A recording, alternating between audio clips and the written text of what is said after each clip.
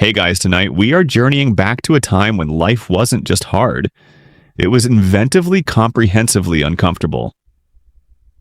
Picture yourself not in your cozy bed, but standing barefoot on packed dirt in a dark, smoky shed. A constant rhythmic clang ringing in your ears, the air thick with the smell of burning coal and sweat. This is your office. Your body aches before the sun is even properly up. And every task involves lifting heavy things, swinging heavier things, and generally risking losing a finger or getting a serious burn. Yeah, surviving even a few decades of this was ambitious. You probably won't survive this hypothetical retelling without at least wanting a nice long nap afterwards. So before you get comfortable, take a moment to like the video and subscribe, but only if you genuinely enjoy what I do here. Let me know down in the comments where you're tuning in from tonight and what time it is. Always fun to see who's joining this slow crawl into the past. Now dim the lights, maybe turn on a fan for that soft background hum, and let's ease into tonight's journey together. Your day as a medieval blacksmith begins before the sky shows any real interest in waking up. You're probably living in a small, perhaps smoky room attached to the forge itself, or maybe just steps away. Your alarm clock is your own body screaming that it's cold, then quickly realizing it needs to make fire to make any warmth, which just makes it cold again when you eventually put the fire out. Brilliant. You stumble out into the dimness, rubbing the sleep from your eyes, and immediately set about getting the hearth going. Poking at the embers from yesterday, adding kindling, pumping the bellows. It's a constant battle against damp, poor quality fuel, and the simple inertia of everything that isn't already on fire. Eventually, you get that distinctive roar, that bright orange glow in the heart of the forge, and the shed slowly starts to warm, though not necessarily in a comfortable way. You quickly realize that warmth here isn't cozy. It's intense, localized heat pressing down on you, even while a draft whispers through gaps in the walls or roof. Your clothes, probably rough homespun linen or wool, quickly soak through with sweat, then feel scratchy and damp against your skin. You're clad for utility, not comfort. Probably a tough leather apron over everything else to protect against sparks and hot metal spatters, which are frequent. Think of the most physically demanding workout you've ever done, then imagine doing it in front of an industrial furnace, wielding heavy hand tools for 10, maybe 12 hours a day. Welcome to the forge. Your tools are few but heavy and essential. The bellows, of course, crucial for keeping the fire hot enough to work the metal. Tongs in various sizes to hold the searingly hot iron. Hammers. Ah, the hammers. You have a selection, but you'll spend most of your day swinging a heavy one, perhaps 4 or 5 pounds, sometimes even more. You're aiming for precision strikes, shaping red-hot metal resting on the anvil. But let's be honest, sometimes it's just pure brute force required to get the iron to budge. The anvil itself is the heart of the operation, a massive solid block of iron, absorbing the tremendous shock of your hammer blows. Every strike reverberates not just through the metal, but up your arms into your shoulders, jarring your very bones. The work is repetitive, exhausting, and dangerous. You pull a piece of iron bar from the fire, the end glowing orange or yellow. It's radiating heat, making the air shimmer above it. Using your tongs, you steady it on the anvil.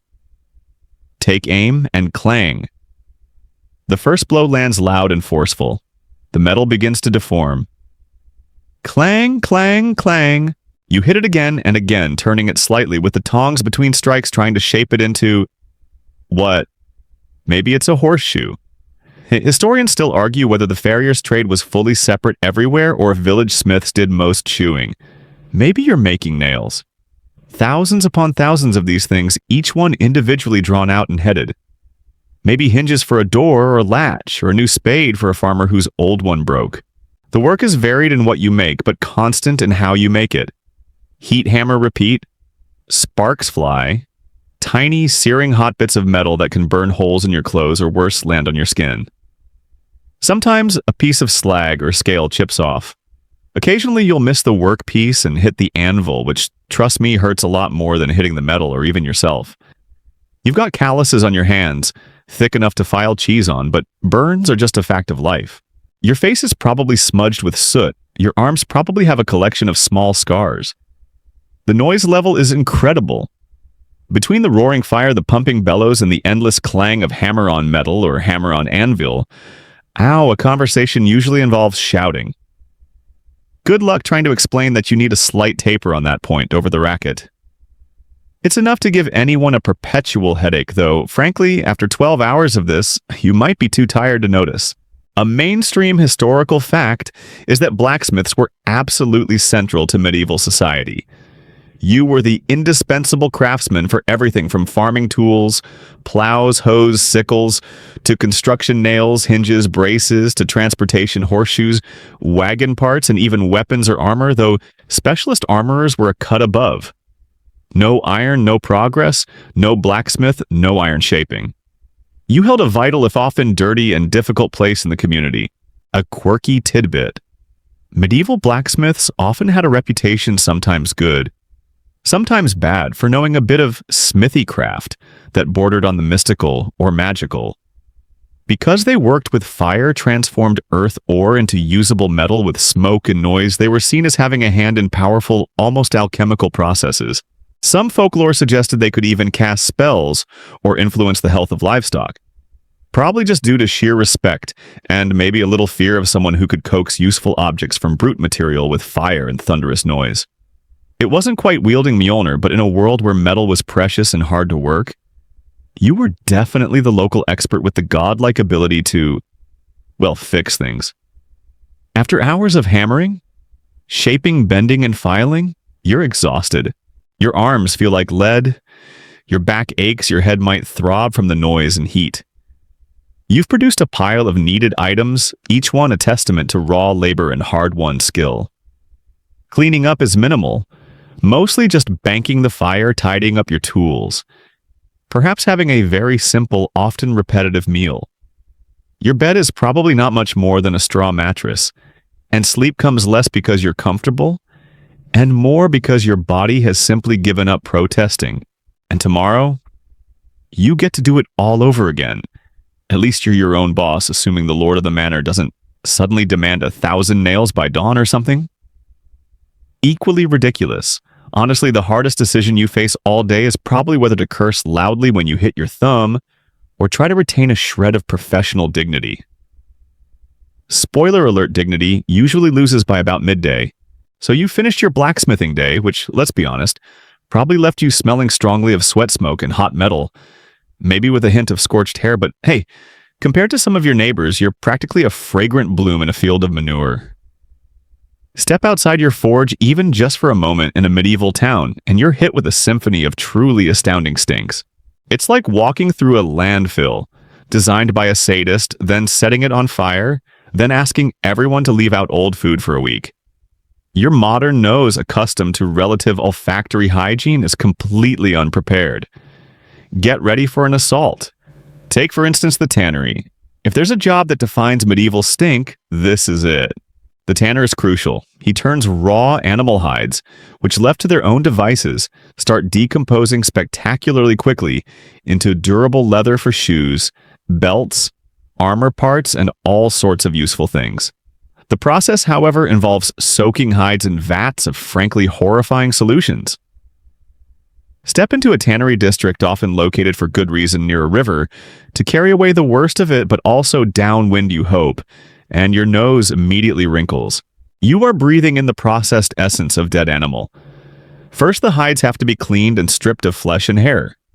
This often involves soaking them in lime solutions, calcium hydroxide, which helps loosen everything, but is also corrosive and requires incredibly tough hands, or hands that will soon be incredibly scarred and sore. But the real signature scent comes later.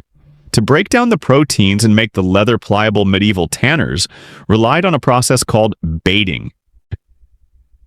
This involved soaking the hides in solutions made from animal dung, often dog or bird droppings. Why enzymes? Yes, you are standing near, perhaps even working within large pits of manure soup with dead animals steeping in it. Your job might involve pushing hides into this, stirring it, hauling them out, probably using your hands, wading into it if necessary. Forget safety goggles. Your safety equipment here is grim resignation, and maybe a rag tied loosely and likely uselessly over your mouth and nose. Then there's the tanning proper, often using tannins derived from oak bark, which smells less universally horrifying than dung, but still pretty strong and earthy. So, all day, every day, your life is immersed in the aroma of rotting flesh potent chemicals like lime and fermented animal waste. Not only does it smell dreadful, but the chemicals cause skin irritation and burns, and working with animal remains brings risks of disease and infection. Cuts on your hands, inevitable in this line of work, can easily fester. You carry the smell of the tannery with you everywhere. It seeps into your clothes, your hair, your skin. Dining with a tanner.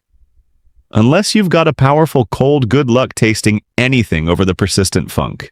Just down the lane, perhaps near the butcher, the smells don't get much better, just different. The butcher's stall is a focal point for both essential sustenance and alarming bio-waste. Animal guts, blood, and trimmings aren't always disposed of efficiently. They often just sit waiting to be collected eventually, maybe perhaps attracting flies and varmints. The stench of stale blood, discarded offal, and raw, unpackaged meat on wooden blocks permeates the air. There's no refrigeration, so things have to be sold and consumed quickly, but that doesn't stop decay from setting in faster than you'd like. The butchery trade itself carries obvious risks. Sharp knives, axes dealing with potentially stressed or even still living animals, the physical labor of handling carcasses. But the lingering aroma, it's a potent mix of metallic blood, something deeply organic and starting to turn, and the general tang of bodily fluids.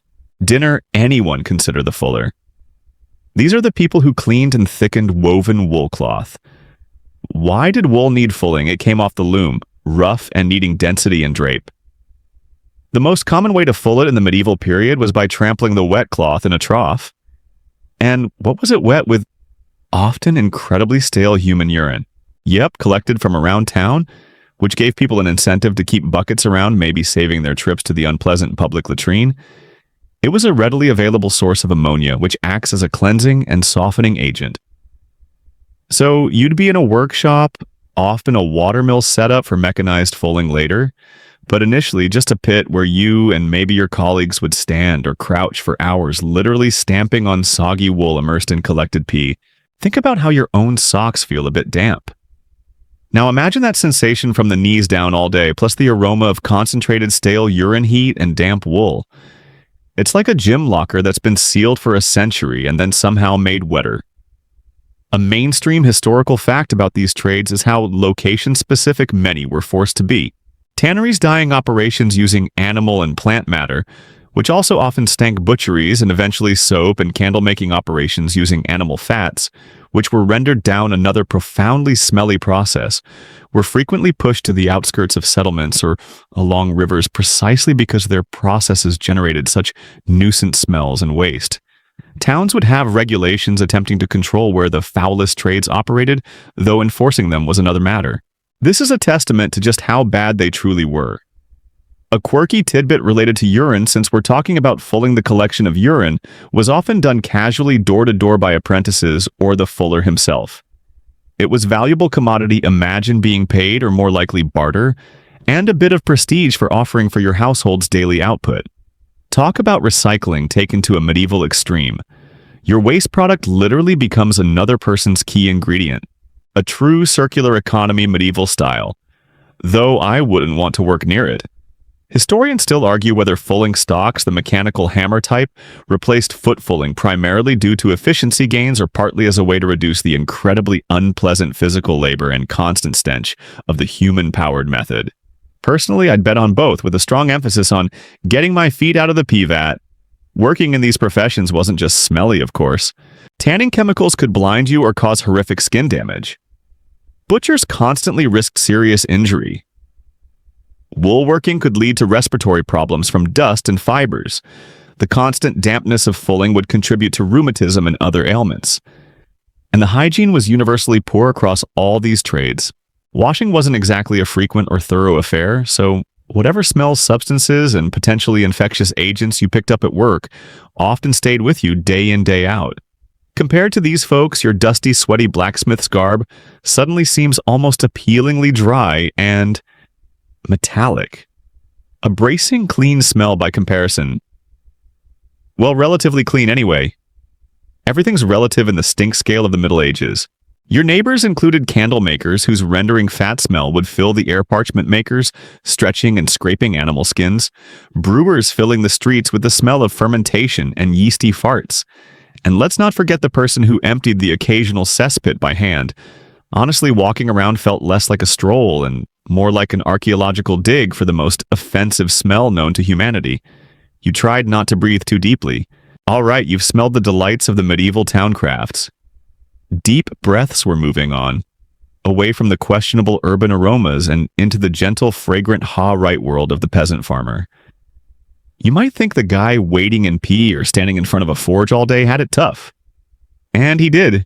But let's not forget the vast, vast majority of the population in the Middle Ages. The bedrock of everything. The peasants, the rural folk living on the land, and eking out a living from the dirt.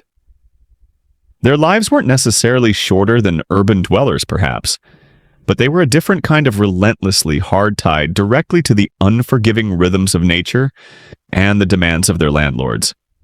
Your alarm clock as a medieval peasant is the sun, or maybe the cockerel, or possibly your aching back, telling you it's time to get vertical again after another night on a less than supportive straw mattress, maybe shared with various livestock and potentially fleas.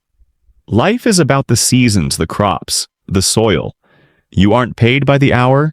You are beholden to the demands of the earth and the lord of the manor. And spoiler alert, neither one cares about your weekend plans. Most peasants lived in small villages surrounded by large open fields. These fields were typically divided into strips. Your holding wasn't one nice contiguous block. It was probably scattered parcels across the various fields. Why scattered? It might have been fairer initially, ensuring everyone had access to different types of soil or different locations within the field, or it simply evolved from inheritance practices. So instead of strolling to your back 40, you spend a surprising amount of time trudging between your bits of land, watching your neighbors work theirs. This strip farming system, often within a 3-field rotation, one planted in winter crops like wheat or rye, one in spring crops like barley, oats, or legumes, and one left fallow to recover, dictated your rhythm and your reliance on the community. Agricultural work then was intensely physical. Plowing, for example, wasn't a job for a powerful tractor with GPS guidance. You hitched up an ox, or if you were luckier, a horse to a heavy wooden plow, probably with an iron share likely made by the smith we just discussed, assuming he survived his job. This plow just broke up the surface and turned the soil. Harrowing, dragging something heavy and toothed behind the animal, was needed to break up clods and create a finer seedbed. Guiding the animal, wrestling with the plow that constantly threatens to dig too deep or bounce out battling with stony soil. This is back-breaking slow work that leaves you caked in mud and sweat. You do it week after week in the spring, and again before the winter sowing. And often you don't even own the ox or horse outright. Animals, especially oxen needed for heavy plowing, were expensive and might be shared within the community. Teamwork makes the dream work, unless someone else's ox decides today is the day it becomes stubbornly immobile in the middle of your strip, and you just have to stand there awkwardly. Then comes sowing, scattering seeds by hand, hoping they land somewhat evenly and that the birds don't immediately scoff the lot. Then endless weeding done largely by hand, bent over for hours on end. Watching for pests, rabbits, deer, flocks of birds, and then the harvest. Ah, harvest. This is the peak, the culmination, the absolute most critical time of the year. All your food for the next year depends on this. Everyone, absolutely everyone able-bodied in the family works dawn till dusk and often into the fading light swinging sickles or scythes more lovely iron from the smithy to cut the ripened grain. It's repetitive blister-inducing work under the often hot sun, risking cuts from the sharp blades or stubble. And what if the weather doesn't cooperate? Too much rain and your seed rots or your field floods? Too little and everything withers and dies. A late frost can devastate a tender crop. A hailstorm can flatten a ripening field in minutes. There's no crop insurance, no government subsidies to cushion the blow. If your harvest fails or is simply poor, you and your family face hunger, perhaps starvation until the next harvest. Or worse. The unpredictable nature of agriculture is a constant, low-level hum of anxiety under everything you do. You pray for good weather, but also live in constant fear of bad. It adds a certain edge to conversations about the forecast, let's say. Nice bit of sun today translates to, hope it doesn't rain for 6 weeks straight and kill everything. Or conversely, bit overcast, isn't it? Means please let there be enough sun to ripen this stuff before it molds on the stalk. Now, adding to the fun, you don't actually own the land, you work not in the modern sense anyway. You are a tenant of the Lord of the Manor, and for the privilege of living and working on his land, you have obligations. Heavy obligations. These included paying rent, which might be a portion of your harvest, a fixed amount of grain chickens, eggs, or other produce, or perhaps a small amount of coin if the local economy allowed. But significantly, you also owed the Lord labor services, essentially free work days on his land. This could be a few days a week for much of the year, week work or focused periods of intense work during planting, and harvest seasons when the Lord needed many hands for his demesne, his directly controlled land, boon days. And imagine having to leave your own critical harvest work during a tiny window of good weather to go cut the Lord's grain instead. Talk about soul-crushing inconvenience. You also had to use the Lord's mill to grind your grain, his oven to bake your bread, his wine press if applicable to press your grapes, and you had to pay him a fee for the privilege. These were called banalities, and they were incredibly unpopular. Why build your own millstone when the Lord could just outlaw it and force you to use his expensive one? Ingenious for the Lord anyway. You were essentially locked into a system of using and paying for his facilities, which historians still argue whether the shift away from labor services towards money rents over time was primarily driven by lords wanting easier collection or peasants pushing for more predictable obligations. It was likely a bit of both, though the lords usually held most of the cards. And don't forget the church. You also owed a tithe, 1/10 of your produce, to the local parish church. Another layer of output you had to give away, leaving you with just a fraction of what your year's hard work produced. It truly adds up. You produce food for yourself, your family pay rent to the Lord, perform labor for the Lord, pay fees for using his stuff, and give a chunk to the church. After all that, you hopefully have enough left over to survive until next year's harvest. Enough to eat is the goal. Enough to thrive was often a distant dream. A mainstream historical fact is that approximately 80–90% of the population in medieval Europe were peasants directly involved in subsistence farming. Their lives and labor formed the absolute economic base upon which everything else, towns, castles, churches, trade, was built. You were the foundation. A slightly damp, perpetually tired foundational stone, perhaps. A quirky tidbit. The system of scattered strips within open fields often meant decisions about which crop to plant, in which large field the winter field. The spring field had to be made collectively by the villagers, not just individually. You couldn't just decide to plant flax if everyone else was putting in wheat in that field. It messed with the rotation and post-harvest grazing rights.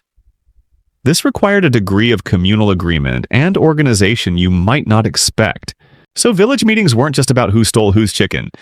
They were existential debates about farming strategy for the entire year. Exciting stuff. Might liven things up a bit, maybe leading to arguments that made you pine for the quiet life near the tannery again. Just kidding, probably. It all depended on who you had to argue with, really. You went to bed tired every night, probably still a bit hungry. Even after dinner with calluses on your hands. Dirt under your fingernails that would never quite come out. And the constant worry about the next rain shower, the next tax demand, or whether your prize chicken was safe from the fox. The good news, fresh air. Well, when it wasn't harvest and the village wasn't processing something smelly nearby, small mercies in a life defined by demanding work, inherent uncertainty, and multiple layers of obligation.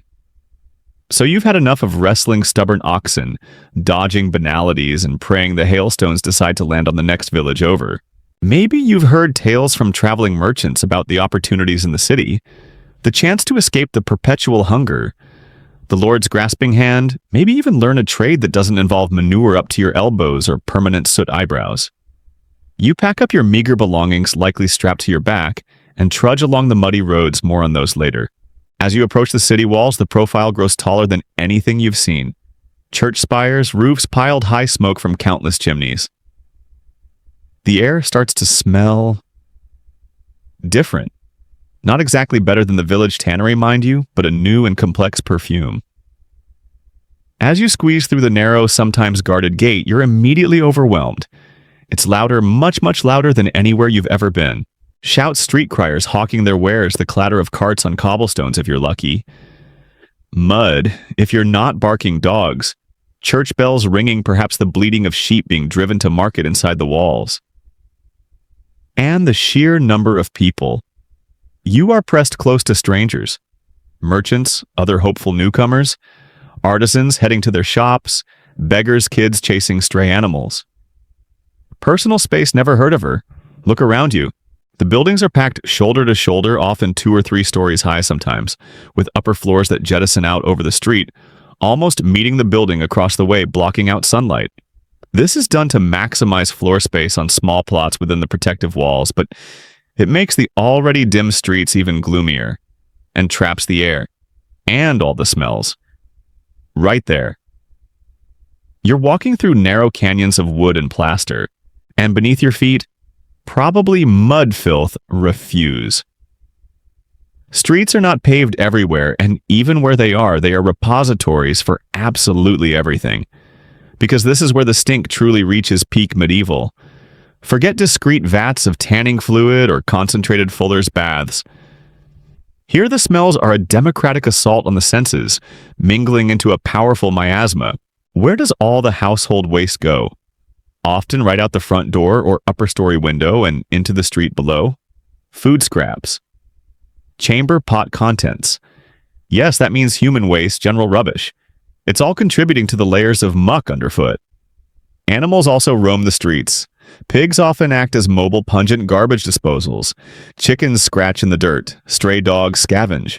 Add to this the waste from shops and trades we already touched upon, perhaps even a dead rat or two attracting flies, and the occasional street vendor frying questionable sausages over a brazier, adding a greasy smoke to the mix. And you've got the city's signature scent profile. It's memorable, unpleasantly memorable. You learn to step carefully and frankly to just try not to inhale too deeply unless absolutely necessary. Trying to walk down the street without stepping in something unpleasant is basically an extreme sport. Mind the midden isn't just a polite suggestion, it's essential survival advice. All this filth, plus the extreme density of people living in close proximity sharing wells, often contaminated, and having very basic notions of hygiene, means that disease is just part of the fabric of city life. Colds, coughs, fevers are constant companions. Simple infections can become deadly, but the real terror lurks in the rapid spread of more serious epidemics. Once something takes hold, dysentery from contaminated water, typhus from lice or fleas, tuberculosis spreading through coughs, it rips through the crowded population like wildfire. Think about your office when one person gets sick and everyone else catches it in a week. Now multiply that population density and subtract basic sanitation. That's a medieval city during an outbreak. Plagues weren't a one-time historical event. Less catastrophic, but still devastating waves of disease were a regular occurrence. Your lifespan was statistically shorter here than in the countryside, simply because you were sharing your air, your water, and your living space with so many more potential germs. Surviving childhood in the city was an achievement in itself. Reaching old age was practically a statistical anomaly unless you were somehow protected by wealth or very good luck and maybe living just a little further from the butcher's drain. Fire is another constant, terrifying threat. The buildings are largely timber-framed. Often packed tight roofs might be thatched essentially dried grass. Excellent tinder. Heating and cooking happen over open flames and coals. It doesn't take much. An overturned candle sparks from a blacksmith or a cooking fire, even just incredibly dry weather, for a fire to start. And with buildings leaning into the street, close neighbors and limited ways to fight the fire, mostly bucket brigades to the nearest well or river, which might be slow to organize and inadequate a single fire, could easily become a raging conflagration, consuming blocks or even large sections of the city before burning itself out. Watching the sky glow orange from smoke and flames, and hearing the desperate shouts and ringing of church bells wasn't just dramatic, it was terrifyingly real. You'd stand there helpless, wondering if it was your street on fire next, if your entire livelihood and shelter were about to be wiped out in a few terrifying hours. Despite all this, people kept coming to the cities. Why opportunity? Trade centers, marketplaces, craft guilds offering ways to earn a living that didn't depend solely on whether it rained next week. The potential to perhaps rise above mere subsistence. Learning a craft, becoming an apprentice, then a journeyman, and maybe eventually a master craftsman or a wealthy merchant. These were aspirations unavailable to the vast majority of peasants. Cities pulsed with a different kind of energy. More commerce, more new ideas circulating, though literacy was still low. Maybe a wider variety of foods or goods available if you could afford them. Historians still argue whether medieval urban growth was primarily driven by this promise of economic advancement, or by peasants seeking to escape the increasing burdens of feudalism in the countryside. It's likely both factored heavily. Escape rural drudgery and maybe make enough coin to occasionally buy something other than gray bread. Tempting a mainstream historical fact, medieval cities were disproportionately young compared to the countryside. Due to higher mortality, they required constant migration from rural areas just to maintain their population size, let alone grow. So many of the people you see bustling around you are fellow migrants from the countryside, seeking their fortune or just survival in this chaotic, pungent melting pot. This constant influx contributes to the crowding, but also provides the workforce needed for urban trades. A quirky tidbit. Many cities had rules about disposing of waste, but they were widely ignored or difficult to enforce. Some mandated street cleaning on certain days or required waste to be taken to specific spots outside the walls. London, for example, had regulations attempting to keep the River Thames clear of butchery waste. People generally preferred the convenience of tossing it into the nearest public space.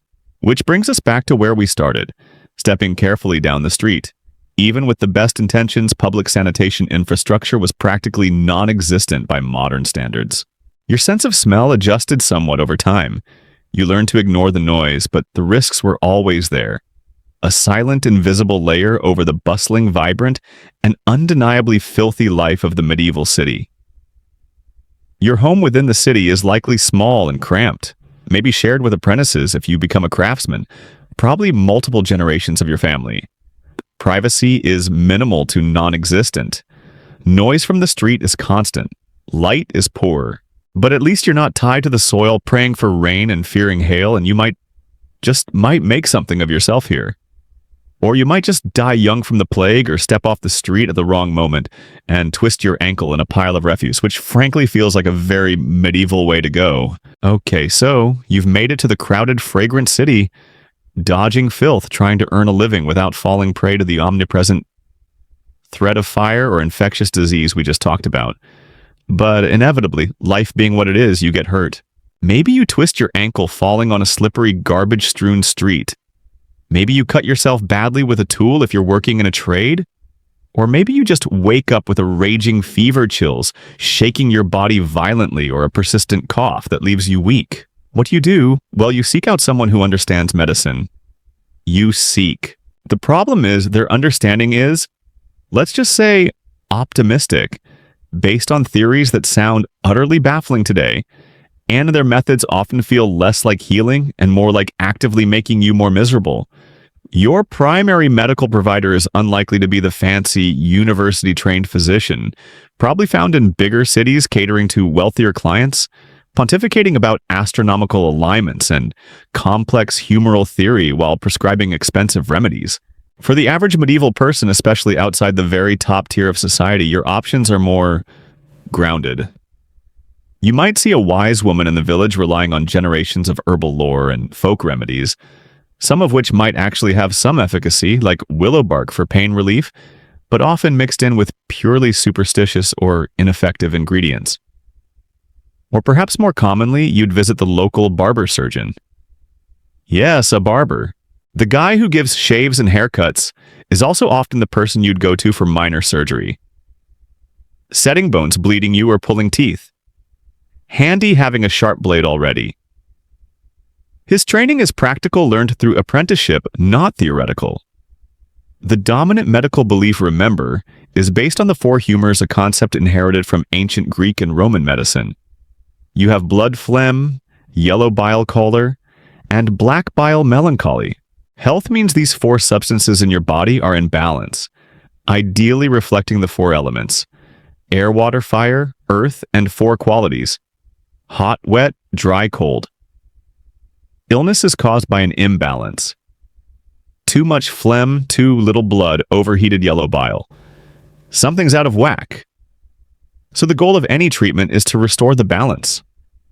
How do you restore balance in your humors? By getting rid of the excess, and the most common go-to primary method for rebalancing humors. Particularly dealing with too much blood, because honestly, blood feels like the easiest one to directly mess with, doesn't it? Is bloodletting. You've heard of it, right? It sounds barbaric, and often it was. The barber surgeon, or anyone who fancied themselves capable, frankly, would nick a vein, usually in the arm, sometimes the leg, even in the forehead for headaches, with a sharp blade or lancet. The idea was to drain out the excess, restore the harmony. How much blood? Well, that could vary, sometimes just a little cupful, sometimes quite a lot, until the patient felt faint, or enough was judged removed based on experience, or some very rough charts indicating auspicious times and places for bleeding.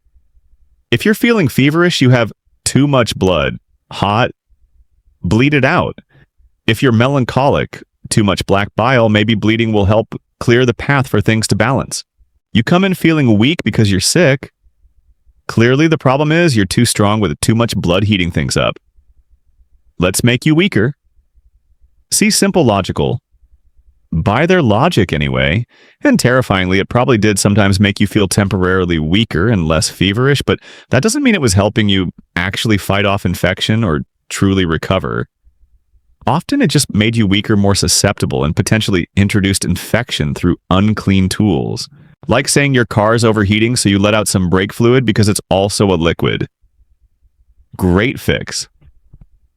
Another related method was using leeches. These little bloodsuckers were applied to the skin to draw out blood another way, to get rid of that pesky excess. At least with leeches, you had some control over how much was coming out. The leech basically decides when it's had enough. But the principle was the same. If you feel bad, you've probably got too much of something that needs draining. Beyond bloodletting, there was purging. If you thought you had an excess of yellow bile or phlegm, you might be given emetics to induce vomiting or strong laxatives to, well, achieve balance through evacuation from the other end. The ingredients for these could be equally unpleasant. Various herbs, barks, minerals, maybe even beetle juice or other delightful substances chosen more for their immediate violent effect than any real understanding of pharmacology. Feeling sick to your stomach?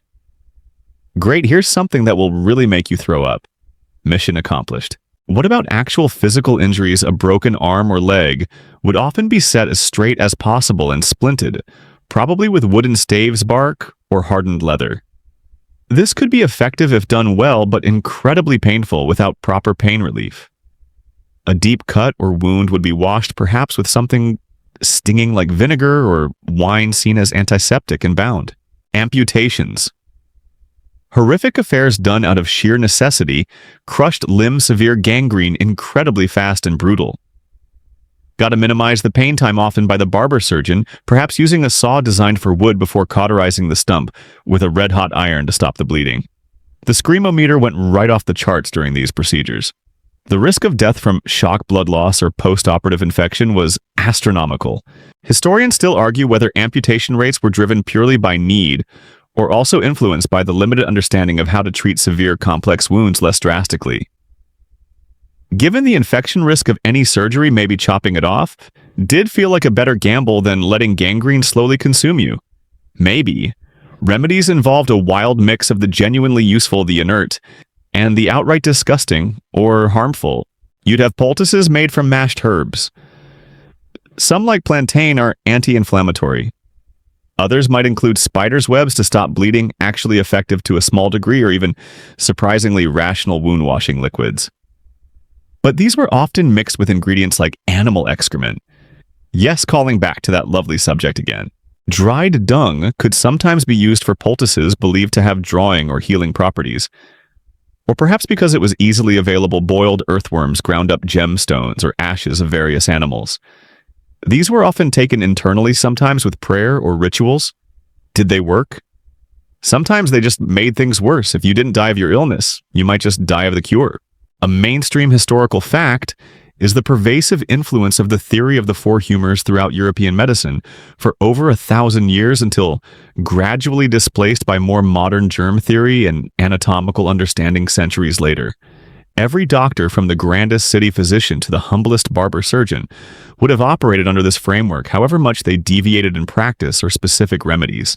A quirky tidbit: if you had problems with your eyes, a recommended medieval cure could involve washing them with human breast milk. Believe it or not, colostrum actually does contain antibodies. Of course, getting access might be tricky, and it wasn't exactly a scientific treatment, just a practice with some anecdotal success possibly, because the liquid itself was cleaner than the local water. Or perhaps you'd use powdered snails, crushed beetles, or goose grease, depending on the exact ailment listed in your medieval recipe book. You certainly learned to dread hearing what ingredient was required for tonight's soothing balm. Was it pigeon dung or goat dung? It made a difference, apparently. Historians still argue whether the relatively simple herbal remedies, practiced by many village-wise women, were often more practically effective for common ailments than the complex, humorally driven, but sometimes potentially harmful interventions prescribed by formally educated physicians. It makes you pause and wonder who you'd really trust if you suddenly got a bad cough back then.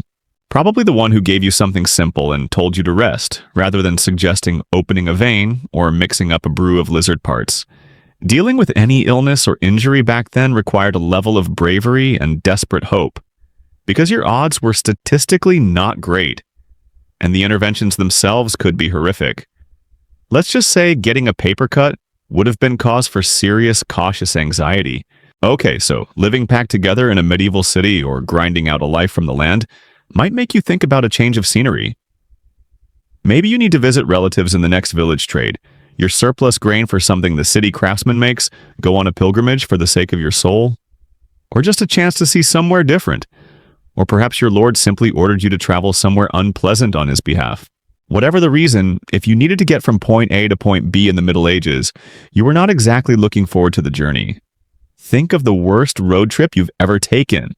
Bumper-to-bumper traffic, endless construction zones, sketchy rest stops, getting totally lost before GPS existed. Now imagine that, but instead of your comfortable car, you're on foot, the road is mostly a muddy ditch, and there are actual bandits. Forget anything resembling asphalt or smoothly graded gravel roads. Most routes were simply well-worn tracks connecting villages and towns. Maybe they followed old Roman roads. If you were lucky, they might still retain some vestige of engineering. Perhaps a harder base layer, but centuries of neglect, weather, and constant use by feet hooves and heavy carts had probably degraded them into uneven, rutted, and frequently impassable messes. Away from those remnants, you were basically using routes carved by generations of travelers and livestock.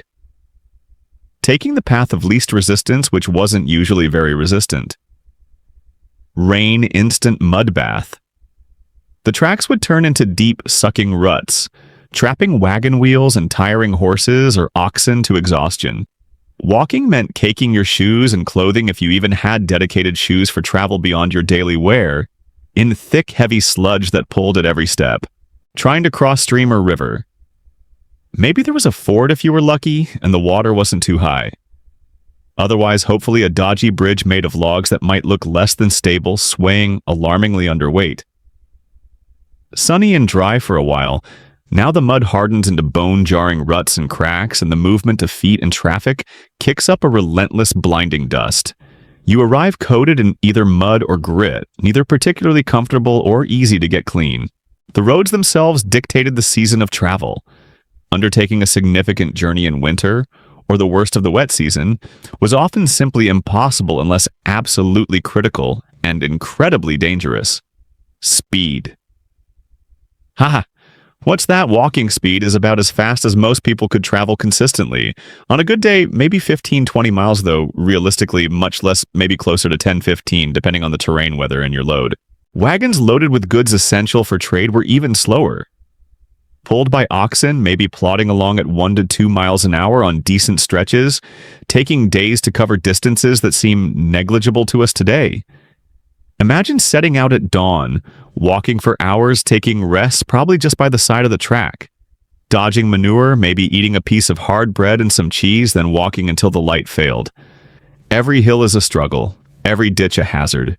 Historians still argue whether medieval travel speed significantly impacted trade routes and regional economies, or if the slowness was simply an accepted bottleneck, addressed by other factors like organizing caravans. Certainly, if you had to walk days or weeks to get goods to market, it limited what you could practically trade and how frequently. If you were wealthier, perhaps a noble, you might travel on horseback. This offered a bit more speed and comfort, at least you weren't trudging through the mud directly. Though, bouncing along on horseback for hours on those terrible roads was hardly luxurious. Wagons and carts existed for people too, not just goods, especially for women, children, or the elderly. But again, think about traveling off-road in a modern vehicle, jostled and bumped by every imperfection, rattling uncontrollably over rocks and ruts. Medieval carts had very basic suspension, i.e. EOS, none iron-banded wooden wheels, hitting every obstacle with brutal efficiency. You'd arrive feeling like you'd been beaten up, likely covered in dust or mud, kicked up by the horse or oxen, possibly even with a bruised backside, depending on how adventurous the road decided to be. The journey wasn't just transport, it was an ordeal. Your kidneys would probably hurt. The journey itself was also risky in ways we mostly don't face today, aside from aggressive drivers. Bandits were a real concern, especially away from major settlements, or along stretches known for attracting less than savory characters, looking to relieve travelers of their coin or goods. Forested areas or isolated paths could feel particularly menacing. Travel in groups or hiring guards if you could afford it offered some protection, but solo travel or small groups were vulnerable. Getting robbed wasn't just an inconvenience. It could be financially ruinous and physically dangerous. If you lost your few possessions and coin, you were utterly stranded. Beyond bandits, there were simply the inherent dangers of the road and vehicle. Breaking an axle on a cart in the middle of nowhere was a disaster. You weren't just calling for roadside assistance. You might be facing days stuck until you could find a village with a skilled carpenter, assuming the blacksmith hadn't perished in his fiery workshop yet, or smith who could fashion a repair all while guarding your goods and yourselves. Swollen rivers, sudden storms, navigating dense woods without clear markers, stumbling in the dark. These were all very real threats. Finding shelter at night might mean imposing on the hospitality of a peasant family if you passed through a village at the right time, assuming they could spare the food and space and weren't already full of lice. Remember those? Camping outdoors under the stars or the rain, hoping you weren't found by anyone unsavory, or if you were incredibly lucky and wealthy, stopping at one of the few dedicated inns which would have offered very basic shared accommodation.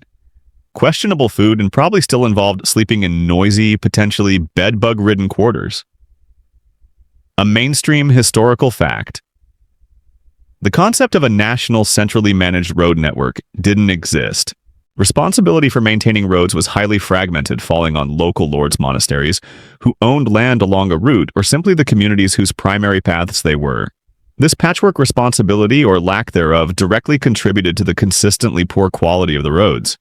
You had a bunch of different people sort of in charge, leading to a predictable lack of significant, consistent effort. Like everyone leaving one sock on the floor because someone else will get it. Multiply that by 1,000 miles of track.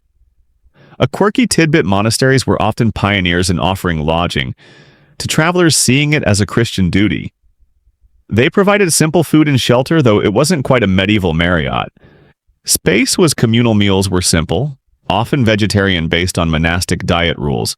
And the point was, pious hospitality, not a comfortable holiday stop. Though if your choice was sleeping by the road in the rain, or sharing a straw-filled room with a few monks and fellow weary travelers, the monastic guest house was probably a godsend. Provided you behaved yourself, of course. No raucous parties in the Abbey guest house, sadly. Traveling any significant distance was a major undertaking. It required careful planning. Where can I get shelter? Where are the rivers easily crossed? Are there reports of bandits, reserves of food water, probably questionable purity? And accepting a baseline level of discomfort and risk. The relatively self-sufficient nature of many medieval communities and the regional focus of most economies makes a lot more sense when you realize just how physically difficult and dangerous it was to move yourself or anything else from one place to another. So, while city life had its aromatic challenges and farming its never-ending toil, medieval travel offered its own special blend of fatigue, grime fear, and overall unpleasantness. Might make staying home and dealing with the manure-soaked Fuller next door seem slightly more appealing, if only marginally. Right, you've finally arrived wherever you were trying to go, perhaps having successfully dodged both bandits and potholes large enough to swallow a small donkey. You're probably tired, sore dusty, or muddy, and definitely hungry. Let's talk about what you get to eat in the Middle Ages, because unless you were very, very high up the social ladder, delicious, varied, or exciting probably weren't words used frequently to describe your meals. Think functional, repetitive, and often on the edge of bland. Or just, there wasn't enough. For the vast majority, the diet revolved around the staples they produced: grain, mostly wheat, barley, rye, or oats. Bread was king. It wasn't the fluffy white stuff you might be used to. If you were a peasant, your bread was heavy, dense, and dark, likely made from coarsely ground rye or barley flour, maybe mixed with pulses, or even ground acorns or bran, during lean times to stretch it out. It was unleavened or made with wild yeast, often baked at home, or as we touched on, with banalities in the Lord's communal oven for a fee. This bread was the base of almost every meal. A chunky loaf might last a family a few days, providing essential calories and sustenance. If you were slightly better off, maybe you got barley or rye.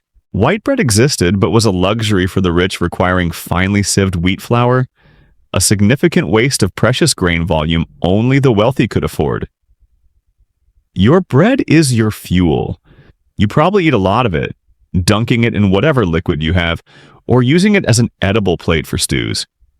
It gets hard quickly, of course, perfect for cracking teeth on, unless softened. Accompanying your bread was likely something boiled. Peas, beans, lentils. Pulses were vital sources of protein when meat wasn't available, which was most of the time for most people. Vegetables like cabbage, onions, leeks, and roots like turnips or parsnips. Carrots existed but weren't orange and sweet like modern ones. Think thinner and pale yellow were grown in gardens and added to pottage. Pottage was basically a thick stew or porridge made from grain, and whatever vegetables were available slowly cooked in a pot hung over the fire all day, perhaps with water or weak ale as the base. New ingredients might be added as they became available. This was your staple, maybe eaten morning, noon, and night. Imagine the same basic flavor profile changing only slightly with the season or the latest additions. Bland often, mushy, but filling. Very, very filling, because it had to be. Meat was a rare treat for the average peasant. You didn't just eat meat because you fancied it. It was reserved for special occasions. Feast days, though even these might be dictated by the church calendar. Or perhaps if an animal had to be slaughtered because it was old, injured, or sick, and hopefully not too sick. Hunting on the Lord's land was usually strictly forbidden. Poaching was a serious crime with brutal punishments. So pork pigs could forage poultry like chickens or geese, or maybe wildfowl if you were lucky. Near a river were potential options, but definitely not a daily affair. Fish, especially if you lived near the coast or river or had a village pond, was more common, particularly important on fast days when meat was forbidden by the Church Friday's Lent Advent, and many other scattered days throughout the year, adding up to potentially half the year. Dried salted herring was a ubiquitous medieval protein source. Not exactly gourmet. Or maybe pickled herring. Pickled herring, every meal, all year. Drinking water wasn't always safe, especially in crowded areas, remember? Our city hygiene chat. So instead of just plain water, people often drank weak ale or cider. Made from grain or apples respectively, these were fermented and boiled in the process, making them safer to drink than raw water. The alcohol content was usually quite low, intended for hydration, not intoxication. So imagine drinking weak, often slightly cloudy ale pretty much all day, every day instead of water. Better than dysentery, but maybe not exactly refreshing compared to a crisp, clear glass of H2O. Fruit was mostly seasonal, and not as sweet or large as modern cultivated varieties. Apples, pears, plums, berries were eaten fresh when ripe or dried and stored. Dairy existed. Cheese and butter could be made and stored, though milk was drunk less often fresh, especially as it went bad quickly. Sweeteners like honey or fruit preserves were precious luxuries, not everyday items. Refined sugar existed but was incredibly expensive in import from further east. Sweet things were for the nobility. For you, sweetness was perhaps a handful of wild berries or an apple from the orchard.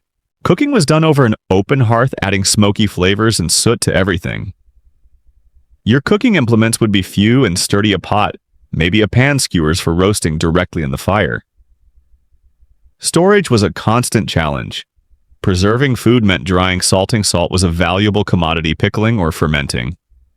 Smoked meats lasted longer, but again, meat was rare. There was no refrigeration, no airtight containers beyond perhaps waxed cloth or ceramic jars. Vermin were a constant issue trying to get into stored grain or foodstuffs. Losing your stored winter supply to rats or damp or mold was a very real fear. Historians still argue whether nutritional deficiencies were widespread amongst the medieval peasantry, despite eating large quantities of staple foods, as their diet often lacked variety, particularly in micronutrients found in fresh vegetables and fruits out of season or regular protein. While sheer calorie intake might have been adequate for survival in good times, access to essential vitamins and minerals would have been much less certain, especially during leaner months or in areas less suited to diverse crops. This likely contributed to overall lower health and resistance to disease. A mainstream historical fact is the stark divide in diet between the rich and the poor. While the wealthy could afford more meat, white bread, spices, often imported, and fantastically expensive wine and sweet treats, the diet of the majority was overwhelmingly plant-based, seasonal, and relied on preserved staples to get through the year. This nutritional difference had tangible impacts on health stature and lifespan between social classes. A quirky tidbit: medieval recipes for the wealthy can sound incredibly bizarre to us today. Things like birds reassembled in their feathers for show at banquets, savory pies containing live birds to fly out when cut open, elaborate jellies, and heavy use of intense spices like saffron ginger cloves as a status symbol and as flavor in a world where primary ingredients were often less than thrillingly fresh. Eating was a performance for the elite, a display of wealth, whereas for the poor it was primarily about staying alive until the next harvest. You certainly weren't worried about balancing flavors or artful presentation when your pottage was probably indistinguishable from the day before's. If you got enough calories and didn't feel too hungry, that was a successful meal. The concept of eating for pleasure beyond satisfying hunger was largely alien, except maybe on those rare feast days where someone managed to sacrifice a goose or pull enough salted fish out of storage to feel like they were truly indulging. Even then, indulging often meant eating a lot of slightly better bread with some kind of stew, featuring occasional tough meat or perpetually salty fish. Culinary delight. Maybe another millennium or so. Okay, you've finished your bowl of questionable pottage or your lump of dark bread and dried fish. You've navigated the muddy roads, survived a barber surgeon visit for that persistently painful hangnail, and made it through the day without dying of plague, getting burned up in a city fire, or falling into a particularly deep muck pit. Life is tough, precarious, and frequently uncomfortable, but you're scraping by. Just one small misstep could bring the whole precarious structure tumbling down. What if you get into a fight after one too many weak ales? What if someone accuses you of stealing that pig? What if your landlord decides he just doesn't like the look of you? That's where the long, often shadowy arm of medieval justice comes in. And trust me, you do not want a personal encounter with it. Forget everything you've seen in modern legal dramas with stirring speeches, rigorous evidence collection, and the presumption of innocence. Medieval justice was a patchwork quilt of local customs' lordly power. Royal decrees if the king's reach extended that far and consistently, which it often didn't outside major cases in church law, particularly dealing with moral offenses or matters involving clergy. The specific laws and how they were applied could vary wildly from one manor to the next, one town to the next. What was a minor fine somewhere might be a public beating or even a mutilation just a few miles away. Good luck keeping track of all that. It was less about universal rights and more about maintaining social order, protecting property, especially the lords, and punishing disruptions. Let's say you're accused of something. Maybe you allegedly stole a loaf of bread because you were starving. How do you prove your innocence? You probably don't get a lawyer. Legal representation existed, but usually only for wealthier folk, dealing with complex property disputes in higher courts, not the average peasant facing a theft charge in the manorial court. Your trial might feel less like a courtroom proceeding and more like, well, medieval methods of resolving disputes are certainly unique. One common approach, especially for smaller matters or to establish basic guilt innocence based on reputation, was compurgation or oath helping. You didn't offer evidence of your alibi or produce a receipt. You swore an oath that you were innocent, and then you had to find a certain number of neighbors, maybe 6, maybe 12, depending on the custom or the severity of the charge, to swear an oath that they believed your oath was truthful. They weren't swearing to the facts of the case, but to your trustworthiness and character. So, being well-liked and having a good reputation in the community was absolutely critical. If your neighbors vouched for you, you might be acquitted. If you couldn't find enough oath helpers, or if the community's opinion of you was poor, you were likely judged guilty by default. Talk about peer pressure being high stakes. This system highlights a mainstream historical fact. Community opinion and reputation were profoundly important in medieval rural justice, perhaps even more so than tangible evidence in resolving disputes within the manor court. You relied on your neighbors for oath-helping mutual labor protection. Being an outcast was a genuinely dangerous situation, in many ways legally included. For more serious charges, especially early in the period, you might face an ordeal. These were terrifying God-centric tests of innocence. The belief was that God would miraculously intervene to save the innocent. Common ordeals included the ordeal of hot iron, where you'd carry a piece of red-hot iron a certain distance, and your hand would then be bandaged and examined a few days later. If it was healing cleanly, you were innocent. If infected or worsening, guilty. Or the ordeal of hot water, where you'd plunge your arm into boiling water to retrieve an object with the same healing criteria applied. The ordeal of cold water, primarily for witchcraft accusations, involved being tied up and thrown into consecrated water. If you floated, the pure water was rejecting you, indicating guilt probably influenced by later ideas of witches repudiating baptism. But if you sank and hopefully weren't left there too long, the water accepted you as pure, indicating innocence. I'm sensing a trend here that maybe proving innocence was less likely than simply confirming the pretrial suspicions of the community or the judge, unless God was having a particularly benevolent day and your wounds miraculously healed, or you managed to convince your helpers to help pull you out of the water very quickly. Historians still argue whether juries were intended primarily as character witnesses or as assessors of evidence in later medieval common law traditions that replaced ordeals, indicating a fundamental shift towards trying to establish factual guilt rather than relying on divine judgment or community oath-taking. Ordeal by combat was sometimes an option, particularly for resolving disputes over land or in cases where one noble accused another. Essentially, the accuser and the accused, or sometimes champions fighting on their behalf, would duel. The victor was declared innocent, the loser guilty, or if the loser died clearly, God hadn't been on their side. So justice went to the person with the better sword-fighting skills, which seems practical in a brutally medieval kind of way, but not exactly fair by modern standards. I can just picture the trial now. My lord, he totally stole my chicken. Prove it. Dramatic sword fight ensues. That makes getting parking tickets seem like a breeze, honestly. Punishments could be swift, harsh, and incredibly public. The goal wasn't rehabilitation, that's a much later idea. It was retribution deterrence, make an example of this poor sod, so others don't try it, and forcing restitution, paying a fine. Fines were common paid to the lord or the king, especially for lesser offenses, or if the guilty party had property. For those without wealth, physical punishment was the default.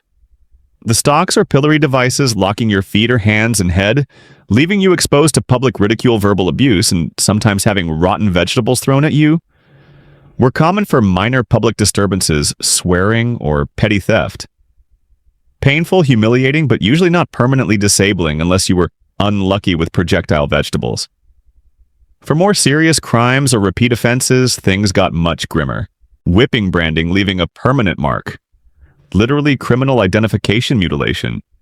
Theft could be punished by cutting off a hand, lying by cutting off ears or a tongue. Counterfeiting might cost you both hands.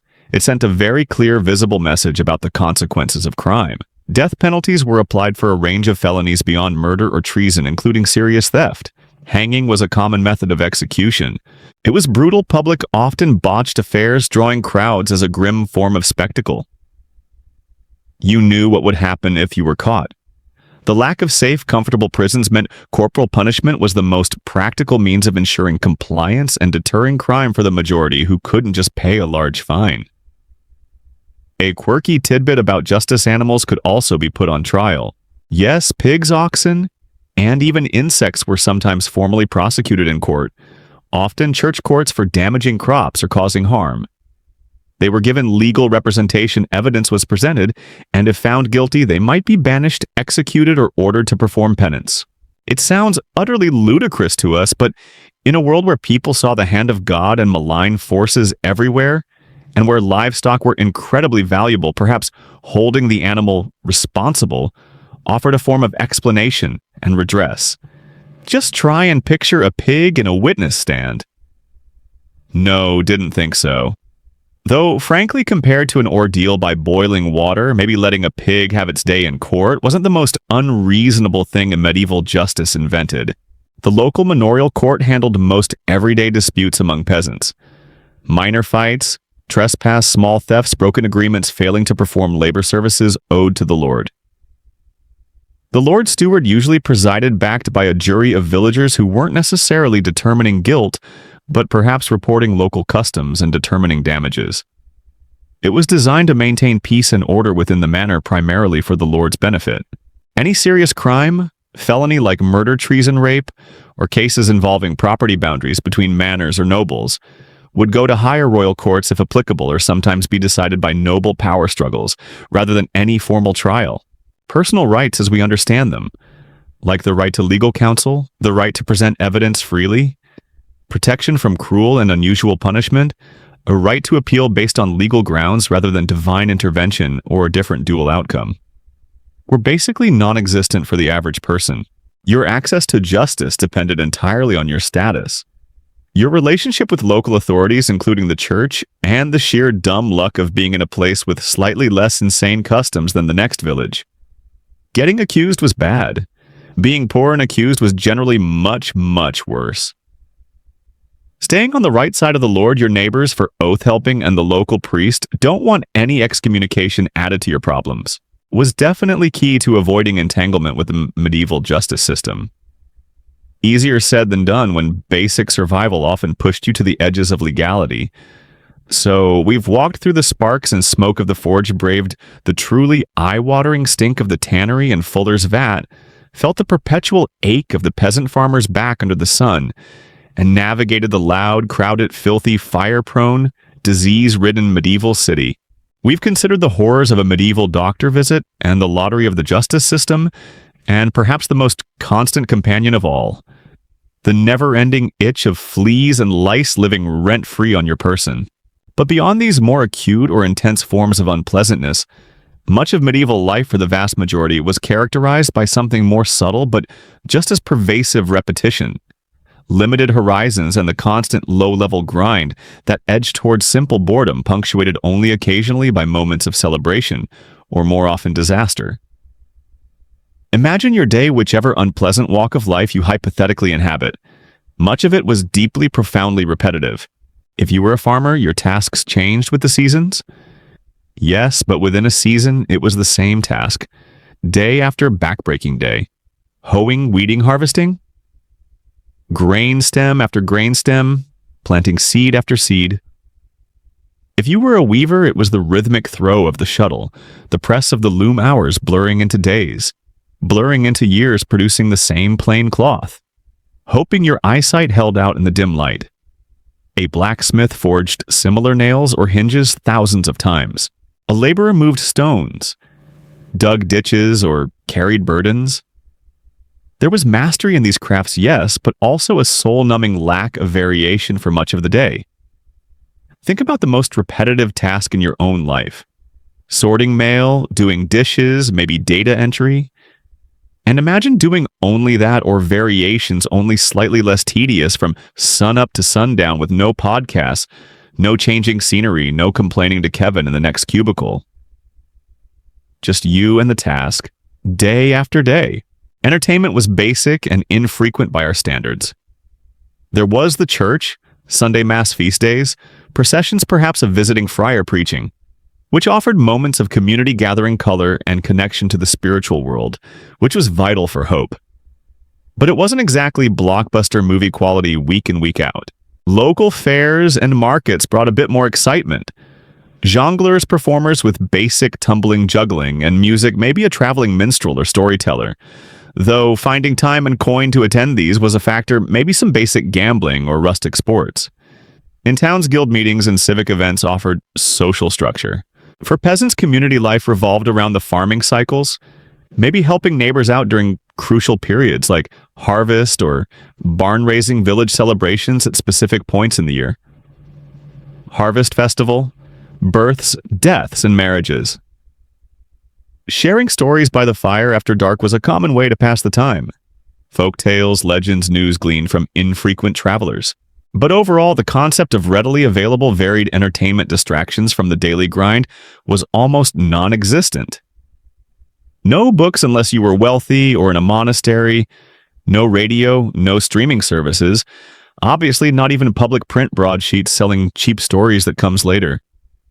Your leisure time was limited after long working days and was often just about basic sustenance, preparing the next meal, making or mending clothes chores.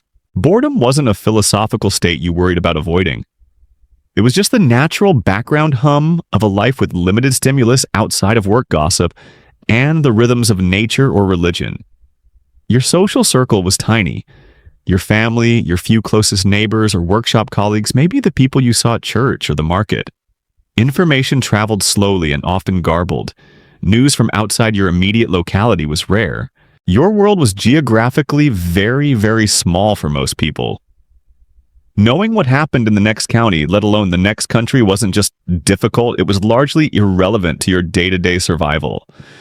Unless it was news about bandits moving into the area or perhaps a change in the lord who owned you, it barely registered. This constricted reality added to the sense of routine and lack of possibility, a mainstream historical fact illustrating this lack of stimulus. Formal education beyond basic literacy, usually tied to religious instruction, was available to only a tiny percentage of the population, overwhelmingly elite males intending for church or administrative careers. The vast majority never learned to read or write, limiting their access to information, different ideas, and external culture beyond the purely oral or visual experiences of their immediate surroundings and the church. Then there's the overarching weight of limited opportunity and the pervasive risk of sheer bad luck wiping you out. For a peasant, improving your life beyond a certain very low threshold was almost impossible. You were bound to the land and the Lord. Your social status was fixed at birth. You might accumulate a little more livestock or manage a slightly better harvest through sheer grit and maybe good weather, but becoming a wealthy landowner, a master craftsman, or anything significantly different from what your parents were, highly, highly improbable. Social mobility was incredibly low. In the city, there was some potential through apprenticeships and trade as mentioned before, but it wasn't a guarantee of riches or status. Most urban workers remained modest artisans or laborers, just scraping by, perhaps marginally better off than the peasant, but facing different risks. Historians still argue whether medieval peasants possessed a significant degree of practical freedom or autonomy, despite their feudal obligations suggesting that maybe their lives weren't purely dictated, but involved elements of self-management. But from the outside, that ceiling on true betterment looked awfully low from our perspective. This meant if bad luck struck, a famine, a devastating fire that destroyed your home and livelihood, a disabling injury, losing your spouse, who was essential to managing the household and labor, there were almost no formal safety nets to catch you. There wasn't widespread insurance government support or accumulated personal wealth to draw upon. You relied on the precarious goodwill of your family neighbors, hoping their own resources weren't stretched too thin, perhaps the local church's limited charity. A series of misfortunes like several bad harvests in a row or successive bouts of illness hitting a family could push you inexorably into destitution, starvation, or becoming a landless wanderer facing harsh laws against vagrancy. Life hung by a much thinner thread than we are used to today. There was less room to recover from setbacks. One ill-timed broken leg, if you're the primary worker, could realistically mean genuine hardship for the whole family. Your neighbor's pig getting into your precious garden could genuinely ruin your ability to feed yourself later. It sounds small, but the stakes were incredibly high because there was no buffer. Losing your tools wasn't a hassle involving filing an insurance claim. It might mean you couldn't do your job anymore at all and had no means to replace them quickly. Getting into debt wasn't a line of credit you manage. It could be a descent into genuine servitude if you couldn't repay your lord or another lender. Remember our justice discussion. Bankruptcy wasn't just a financial problem, it could have legal consequences. So a consistent state of anxiety underlay the daily routine. Will the crops hold? Will the sickness visit us? Can we pay what's due? Don't drop that essential hammer. Adding to the overall lack of creature comforts and safety, medieval life also lacked basic concepts like insulation in homes, central heating, or even widely effective pest control. Recall the constant itching. Homes were often drafty, poorly lit. After-dark wax or tallow candles were expensive firesides, dim and shared with vermin large and small. Being reliably warm or consistently comfortable indoors for long periods was often a luxury. The daily negotiation with low-light, cold, damp floors, scratchy clothes, and the persistent background presence of unwanted bugs and rodents just added another layer to the general suckage factor. A quirky tidbit about discomfort: the average medieval pillow, if you had one, was likely stuffed with straw feathers or wool, maybe rags. Practical, but probably lumpy, and certainly a haven for fleas and dust. Sleep wasn't necessarily restful simply because you were tired. It was also fighting against discomfort. Cold or oppressive heat and constant itching might make you miss that perfectly ergonomic memory foam pillow back home, huh? Although you'd have absolutely no concept of what memory foam was possibly assuming. It was some kind of mystical material conjured by incredibly rich people who probably also wore clean undergarments daily, which itself feels like utter fantasy in this context. A joke that probably didn't land well back then. What do you call a knight in rusty armor? Probably just a knight. Polishing armor took effort. And who had that kind of time or inclination between harvests and plague outbreaks? Okay, perhaps medieval jokes needed more work. Just like medieval plumbing, medical practice, travel infrastructure, and everything else apparently. And this general low-level constant battle against nature discomfort and bad luck without safety nets, coupled with a deeply monotonous routine and minimal external stimulus or opportunity for personal growth, beyond the bounds set by birth or guild, meant life wasn't just dangerous or dramatically unpleasant in bursts. It was consistently, undeniably hard. Even the most boring parts were tough due to the sheer lack of comfort, support, or distraction. It wasn't an easy or luxurious life even on the easy days doing the repetitive stuff. Let's take a moment now to leave these noisy, dirty, uncomfortable, repetitive lives behind. Imagine slipping free of those heavy wool clothes, stepping away from the cold draft, the biting insects, the oppressive routine, the constant worry. We've traveled a long road tonight through the clamor of the forge, the pungent smells of ancient trades, the back-breaking labor of the fields, and the jostling, precarious chaos of the medieval town. We've touched on the painful state of healing and the frightening, arbitrary nature of justice. It's a picture of a world profoundly different from our own, demanding incredible resilience, just to get through a single day, a single year. Life wasn't easy. It demanded grit, fortitude, acceptance of constant hardship, and unpredictable fortune. But now that journey is done for the night. You can feel the imagined weight of the farmer's hoe fading from your hands, the distant clang of the blacksmith's hammer becoming faint. The sharp stinks of the city market begin to dissolve into the quiet air. The hum of conversation by the hearth dies down. The rustle of straw beneath you becomes simply a soft sound. The itching starts to fade away. Take a slow, deep breath. Release the dust, the worry, the echoes of a difficult, ancient world. Your mind can wander knowing you are safe and sound in your own time and space, free from the hardships we explored tonight. Let the quiet settle in. Feel yourself drifting, sinking into the comfort and calm of the present. The history is done for now. There's just peace and stillness waiting. Allow the images, the sounds, the sensations we conjured to gently soften like old memories settling into shadow. Just rest.